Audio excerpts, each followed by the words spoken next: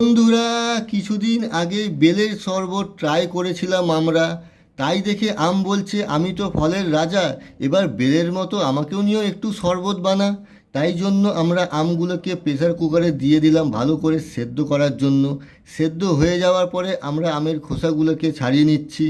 তারপরে আমটাকে আমরা ভালো করে চটকে নেব। এবার চটকানো অবস্থায় সেখান থেকে বেরোনো আমের আটিগুলোকে আমরা বাইরে বার করে দিলাম। তারপর আবার ভালো করে চটকে নিচ্ছি। সেই চটকানো আমগুলোকে এখন আমরা দিয়ে দেবো মিক্সির বাটির মধ্যে।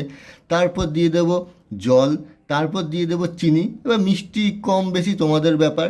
তারপর ভালো করে মিক্সিতে সেটাকে ফাটিয়ে নেব। তারপরে সেটাকে আলাদা একটা পাত্রে ঢেলে নেওয়ার পরে সেখানে দিয়ে দেবো বিট লবণ। তারপর আবার দেবো জল, সেটাকে ভালো করে মিশিয়ে নেব। মিশিয়ে নিয়ে আর কি এখন একটা কাচের গ্লাসে ঢেলে নিচ্ছি। এবার আমার কাজ হচ্ছে আম পানা খাওয়া, আর তোমাদের কাজ হচ্ছে যারা যারা সাবস্ক্রাইব করোনি সাবস্ক্রাইব করে যাওয়া।